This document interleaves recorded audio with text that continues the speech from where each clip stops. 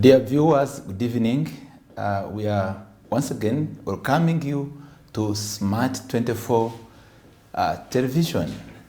It is a blessing, I call it always a blessing, to have another important guest, a senior citizen in this country, Professor LATIGO OGENGA. Morris, I always enjoy your other name also, the Christian one, Morris. And those who know our professor, Honorable Professor OGENGA LATIGO is a former member of parliament of Ogago, right? Agago, yes, Agago North. Yes. And he's also a former leader of the opposition, was it the 10th parliament? 8th parliament. 8th parliament. Yes. And we also are blessed to recall a lot that he has been able to enable our country achieve, especially through the academia, the education of this country, especially recalling your great contribution, sir, while you are a professor at Makerere University since 1991 up to 2001. Dear friends, dear viewers, ladies and gentlemen, tonight we are having an interesting topic. It is not just for mere either discussion for purpose of passing an evening, but we are intending as a country to benefit from the wisdom of our senior citizen. Hearing from your word, Professor, in the matters prevailing, especially now at hand, the challenge of inflation, which has hit this country, and all of us as citizens, we are asking ourselves, what can we do? At times, there are factors which prepare a country to go through a state of economic crisis of inflation. But again, we understand that having a base of Ugandan economy that is an agrarian economy, in most cases, as I recall part of the study I carried out in relation with economics, when production always seems to be low, and those who are consumers are prevailing more in the market, part of it is a factor that leads to inflation. But yet again, we are aware, as far as our economy is concerned, the way how our currency competes with the other currencies, the foreign currencies, also in most cases where there is lack of the balance of trade, the export and the import, and we find that we are much more of importing than exporting. Again, that's another factor that can lead to inflation. We are blessed that you are one of the agriculture experts in this country, and those who don't know Agago, going to northern Uganda, I always am interested whenever I see your profile in your farm. You are not just only a professor of books, but you are practically telling Ugandans that this is what we studied and this is what we should put into implementation. Agriculture in Uganda since 1962, I always count that. That's when we became an independent country. Yes. But we also were able to recall the pre-colonial era and the colonial era where we had the cash crop economy. And the cash crop economy, to the best of my knowledge, it had contributed a lot to most of the countries which were under colonialism. And the way how we balance the pre-colonial era and the post-colonial era, when we entered into the days of Amin, the late Idi Amin, the former president, where there were a number of challenges that affected our economy, the expulsion of the Asians. Of course, it affected our economy, and by that time, we had to experience a crisis, an economic crisis. And yet, always it is being made as now proud during the NRM regime, the NRM government, as it is still a ruling government, that a lot has been achieved. I will not go to the statistics the president always gives us, especially recalling of the revenue collection of 1986, talks about 5 billion, that now we are in billions of shillings. But again, I'm aware that our GDP compared to Kenya, we are far low. The other day I was recalling of our GDP. These are statistics that are very real to us. The GDP of Kenya is 108.40. Our GDP, it is 35.50, around there, the estimate is 35. And again, looking at the balance in terms of our economy, currently we are not getting a solution. What might have hit our economy that is not being told a true story to the countrymen and women so that we can now solve this problem. Professor, I'm not taking much of the time. It is all the time is yours. But again, I want to help the viewers understand that the same way we're facing the COVID-19 as a challenge to the country, that was a challenge that was challenging the state of our health. But equally, when we are being affected by this crisis, which I don't entirely attribute it to the cause of COVID, it again brings us back here to have a discussion and maybe possibly propose how best we can give an advice, our dear viewers, countrymen and women, stakeholders up to the level of the executive. We are happy that we are part of the governing body, that's the organ of the legislature, but yet we know policy enforcement, policy implementation, it is the executive, the head of state. I know there are many people are following us in our discussion. And our talk, I pray that it will not only stop at this, but we have to do something. If maybe a dialogue is needed to be made as fast as possible, we go for that, an economic dialogue, and we solve this problem. Another point I would like to bring to our dear viewers in our introductory remarks, agriculture is a base of Ugandan economy. Over 17% of our population, they depend on agriculture for survival, for employment, and even for earning a living. And yet, it is believed that our concentration in terms of even protocols and declarations that have been signed, we seem to be contributing little to agriculture. I conclude as I welcome you, Professor, the words which were mentioned, the statement by the late Professor Mutebile, 2012, he made one of a tickling statement that should again go back to dear countrymen and women, the senior citizens of the country, that one of the causes, according to him, I cite his quotation, of inflation is because of public expenditure indiscipline. We seem to be putting a lot of resources not to those who are producing, but yet to those who are consuming, and especially in the public sector. Dear Professor, kindly allow me to welcome you. You may introduce yourself better than me. The viewers are waiting for you, the East African community, and all those who are following Smart 24 TV to hear the wisdom that would like to share with this country. Welcome, Professor. Thank you very much, Joe, and good evening, viewers of Smart 24 TV. It's really my great pleasure.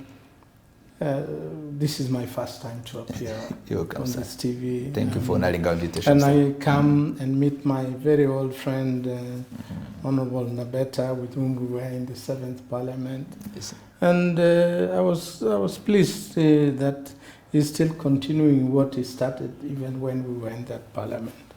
I don't know if I really need to introduce myself beyond what you have. Many people know me for who I am. Yes, sir. The easiest name is LATIGO, Professor LATIGO. Yes, sir. I was in Makerere, then I came to Parliament, formed and helped lead the party FDC. Eventually, I became leader of the opposition in the last Parliament. I was in the Pan-African Parliament. Yes, sir. And but the great passion that I have is sharing knowledge, looking for knowledge, and advocating.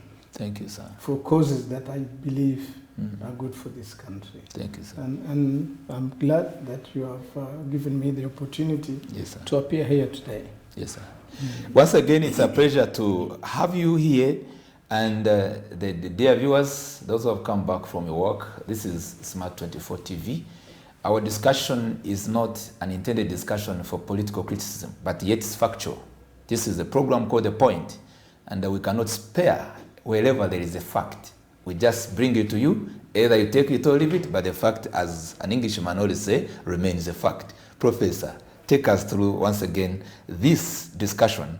And we are looking at, is boosting of agro-based economy the solution to the inflation in Uganda? Professor Yoka, once again? Well, first of all, the country has grappled a lot with the inflationary challenges that people in all sectors are facing, and that challenge is probably, apart from what we see all over the world, that during the COVID crisis, the economies of many countries, virtually all the countries of the world, stagnated, and in the process, production went down, and yet people have to live, people have to consume, and when consumption goes up and production is not meeting demand, the prices go up. Yes, sir. And you get that inflationary tendencies. Yes, sir. So inflation, as it is now, is partly what is all over the world due to COVID, due to economic stagnation.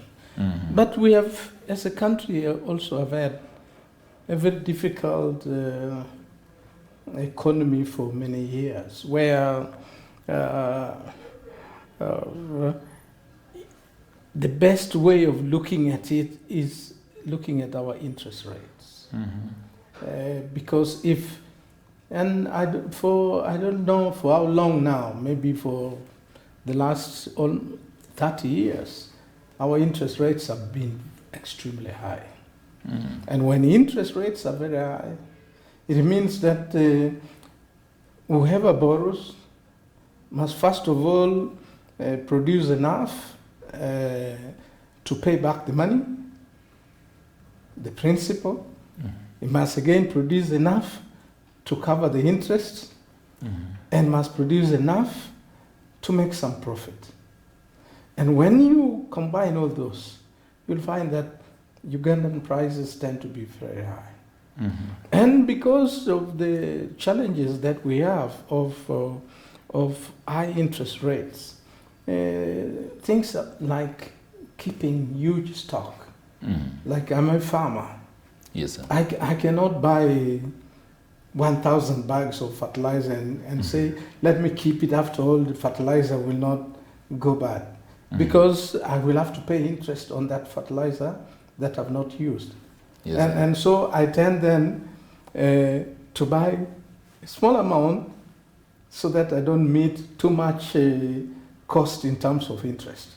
And because I don't take huge quantities of fertilizers, I don't get the discount that a large-scale buyer would get. And then the big importers also then shy away from our market, and they say, well, this is like a peasant market where people who buy in small quantities. Now, all those have knocked down effects. And ultimately, even the crops we produce become too expensive. And as you can see every year, one of the biggest inflationary challenges is cost of living. The cost of living. Food, cost of living. Now, you look at it that way. If you went to fuel prices, and I really want to bring it at this stage, because I was told the other day that we were attributing the high fuel prices to the war in Ukraine. That war just started 2 weeks. The impact has not come yet. That's true. And there's always a lag response. But if you just look at our economy, and it tells you a lot about how we have not fully considered what we must do to have a vibrant economy. Moving from Luzira, Mutungu, where I stay, to come here probably took me 1 hour. 1 hour. Because of the traffic jam. The traffic jam. Now, the traffic jam means I'm just wasting fuel, idling and waiting for opportunity to move. I'm wasting my time, waiting to move. All those become unnecessary And the costs. fuel which is of high price. Yes. Yes, please. They become unnecessary costs. So if you took away the idling losses in fuel consumption in this country, you could see that the fuel prices could be a lot lower. So what does that mean? It means that something is fundamentally important. When you are dealing with business, when you are dealing with agriculture, yes, you can invest in transforming the business, you can invest in transforming the agriculture. But you know the pictures behind me of these plants germinating.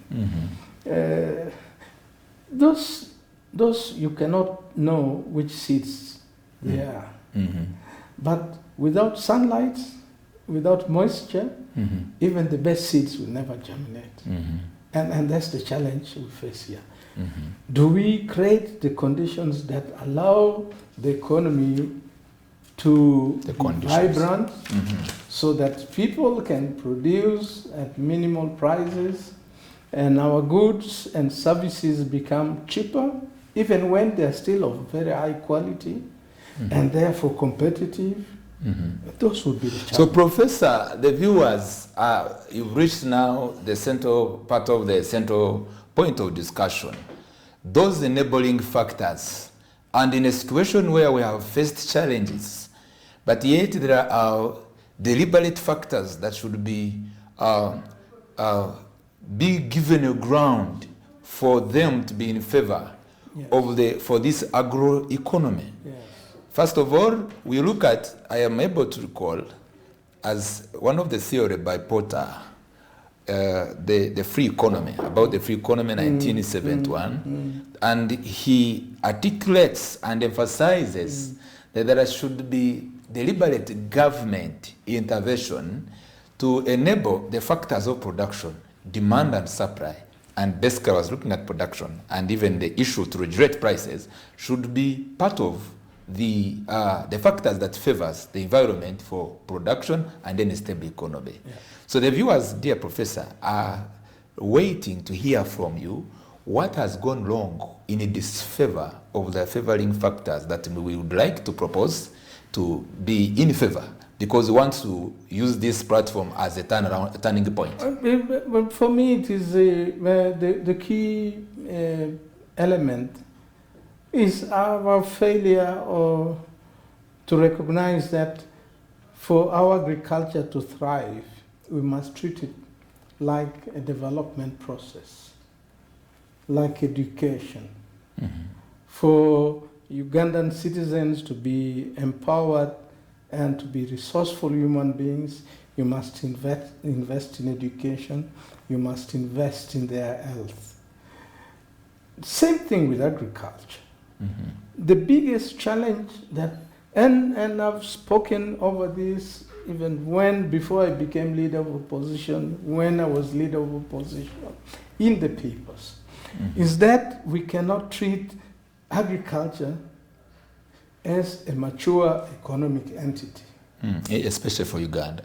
Yes, I'm talking about Uganda. Exactly. But it is like a baby with a huge potential, but you have to buy the things that the baby needs.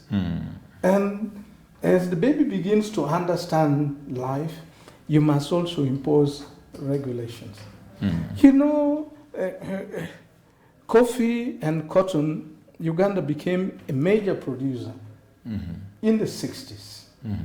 But it all started with the colonial regime. And the colonial governments did not say what is lacking for the Ugandan producer is money. No. They just said we need to produce cotton, we need to produce coffee. And you know why they even call the freshly picked coffee kiboko? Yeah. They imposed regulations. They imposed mandatory conditions. When we were young, by a certain date, you must have cut your cotton stems, burnt it. Now that means that you create a lag period between this cotton crop and the next one. And therefore the pests that multiply on the original cotton crop would die in the dry period when they don't have food. But the colonialists didn't say, you do it. Oh, it was mandatory. It was mandatory. You didn't do it, you were in trouble. But when you did it, the benefit was yours.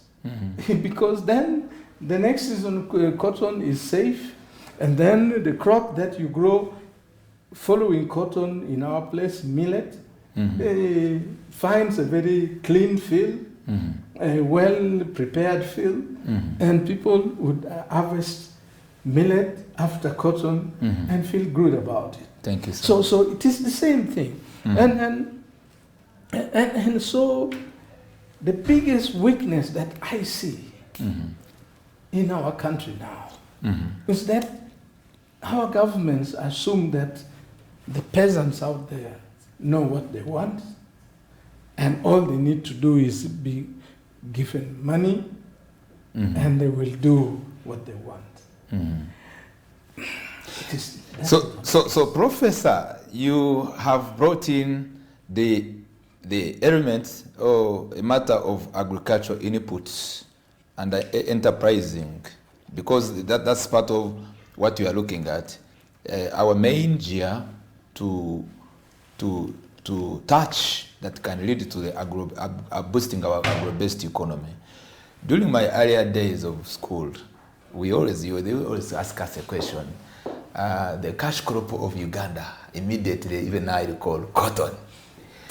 And coffee. And coffee. And tea. And tea. So now I wonder, you are an expert of agriculture, and I'm also blessed to be an expert of policy, making policy analysis, as I'm a PhD holder of public management science and the expertise in policy.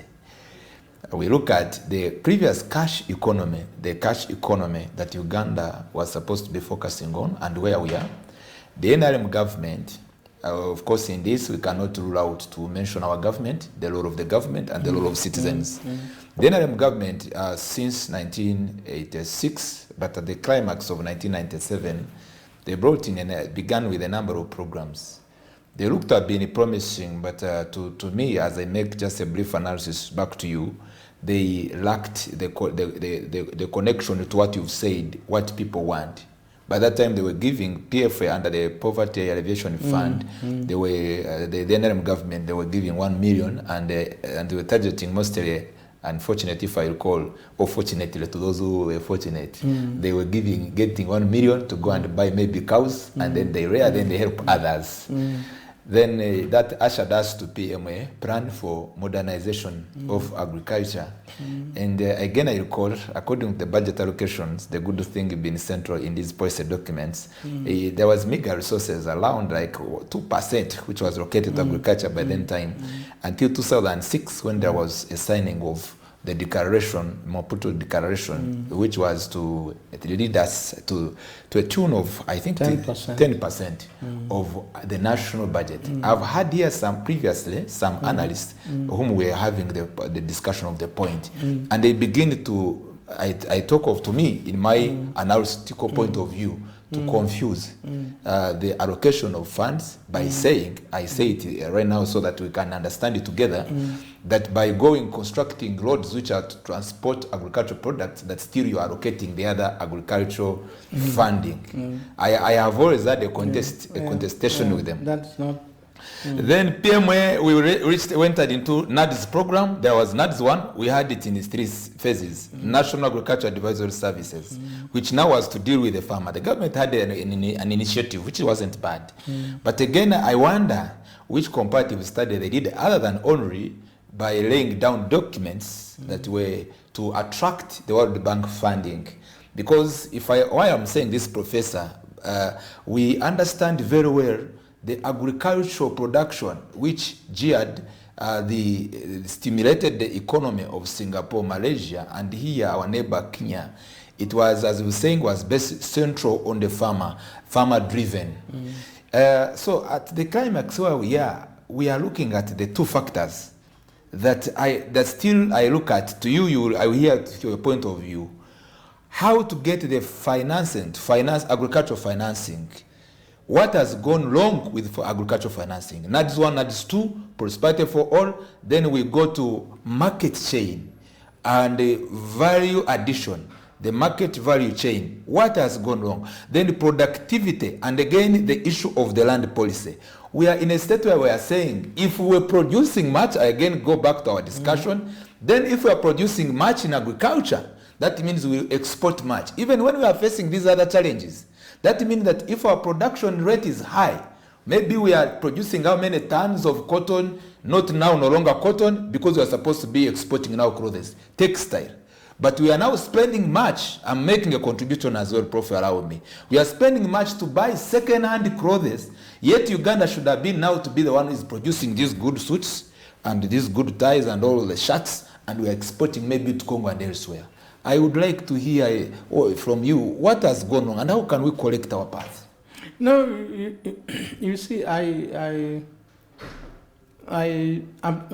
over the years done lots of analysis of our agriculture and our development challenges. I was the agricultural sector expert in the Uganda Vision 2025 formulation process. Yes, sir. When I was out of parliament between 2011 and 2016, I used to be a panel judge in the Uganda-based farmers competition. But at the same time, I was also a farmer myself in Noya. And when I started farming there was still residual effects of the war. And people were still scared, there were roadblocks. But what I did was to say, this war will end. I got the land, I started putting investments in the land. And if you went to Noya now, you'll find an amazing collection of agricultural machinery, large-scale farming that you never see anywhere. In Agago? In Noya. Noya is in... So, but yes. All we needed to go back and do is look at what used to happen until Idi Amin took power in Uganda. Because that is like the golden years of rural development in Uganda. Rural development, yes. And what was it all about? It was a lot about agriculture and education. And I did in 1998, I used to write for UNDP. They have this Uganda annual human development reports. So for that 98, we picked the title Towards Rural Transformation. And to be able to do that, I looked at the background to the budget and the budget speeches from 1960. Yes, to 1997. And I come from a DP place. I was absolutely shocked. Yes. At what the Obote-1 UPC government was doing for this country. Throughout that period, from independence, the agricultural sector used to take between 18 to 20%, 26%. That is between which year? From 62. Yes. Between 18 to 26%. 26 of the national budget would go to agriculture. Professor. And what did it mean? It meant that the guys who grew coffee in Bugisho, for example, they didn't have to go and buy insecticide. There were spray teams that would spray the coffee against antestia, against fungal diseases, and we had top quality coffee.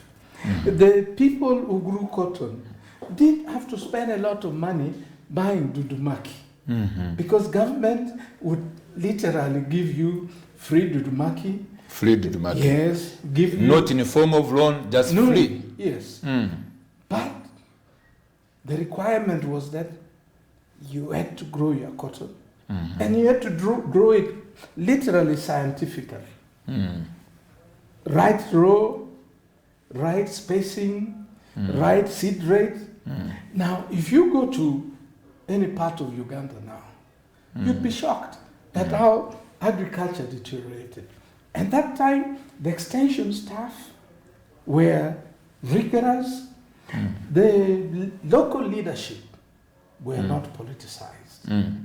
The Bakungus and the Jagis, the sub-county chiefs and the county chiefs, they were not elected people. They were like civil servants. The sub-county chiefs? Oh yes, I mean there was nobody elected. Even to date, they are appointed. No, the LC3 chairman now is elected. Is elected. But that time, the sub-county chief didn't care who you were. If you didn't do the right thing, government had given him the mandate to deal with you. And they would deal with you. Let me hear from you on this point. Yes. You've talked about, of course, the political interventions. And the political interventions, government intervention, in other words, there was a time when we were having here an analytical point of view, also the point, and the politicization of these programs seems to have caused damage. Yes. And you mentioned about LC3 chairpersons. Yes, LC chairperson may be whether in RM or whatsoever, whether LC, whether if this or NUP or any other party.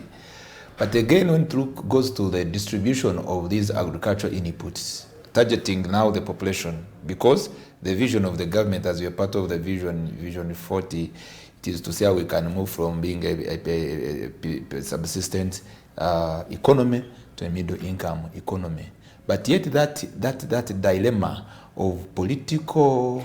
Exactly. And yes, that is where we have a problem. That in our country now, we have too much politics in things where politics should not play a role. If you have a central government that comes out with a clear policy position and a clear program, you don't need a local government which is politicized. That local government will therefore be not beholden to the electorate, but he or she holding a position in that position at that level will be beholden to his or her office and the consequence of failure. The consequence of failure. And I can tell you, the county chiefs, the colonial, the independence, even during Idi Amin's time, the county chiefs were literally illiterates. But they had so much power that they created change. If they said, we are giving you 1 month, every village, every homestead in the village must have latrines, bed latrines. You then this problem of worms and all this. Professor, I'll come back to you and we'll go for a break just in 2 minutes. Don't you think, because it is a question of debate this evening partly, the question of land, because I did some research which is related to this. I'm very much interested in agriculture production. I also wrote a lot on land. And Uganda, around 12 million square kilometers, they are not under production. We have what we used to refer as absentee landlord, and other land is not regulated of how it should be used, the land. And yet, when these colonials came, they were targeting on our fertile land.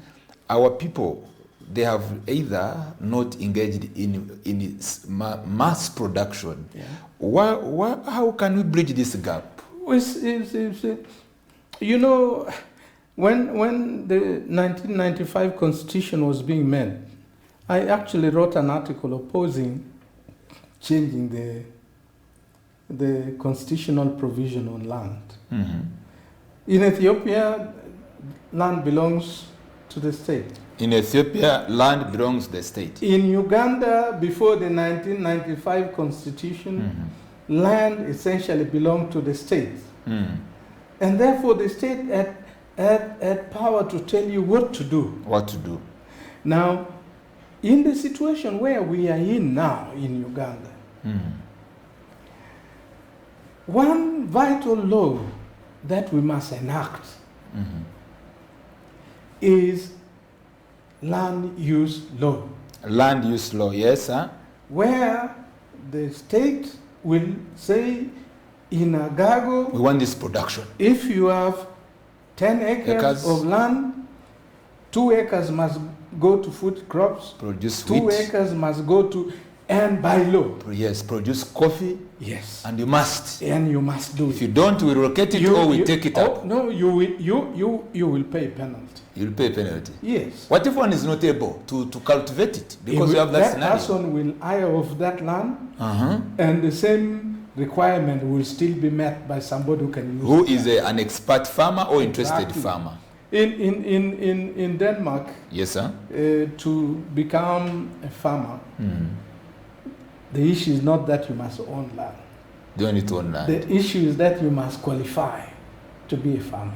You must qualify in Denmark. Exactly. I'm borrowing that model. It looks to be good. Yes, and Denmark transformed from literally European peasantry to a very modern country by focusing on agriculture and setting policies that ensured that the land they had, the season they had, and the human resource they had generated wealth that they used to invest in industries and to transport. So from mass production, agricultural production, then to agro-industry, and then to marketing. The other big example is Malaysia. Malaysia. Yes, in 2012, President Museveni, I was out of parliament. President Museveni sent me with people like Minister Nyira, Minister Tumwebaze to Malaysia. And in Malaysia, after independence, they created a body, it's FELDA, which is Federal Land Development Authority. Yes, sir. Because the shops like we had at independence were owned by Asians and Chinese and Indians and Chinese, etc. The ordinary Malay didn't own it. And they said, if we don't bring up the ordinary Malay, we are going to have a problem. Thank you. So when they created that, they then began to settle ordinary Malay. They gave them pieces of land, they gave them capital, and they started producing. Now the household income of an ordinary Malay under FELDA settlement is $4,000 per month. 4,000. Thank you, Professor. We'll be coming back from the break. You had reached now to very tickling area of discussion. Dear viewers, please don't switch off from Smart 24 TV. This is the only TV you can get this best information.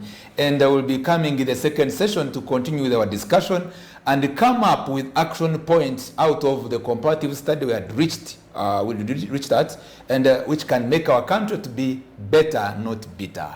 Thank you so much.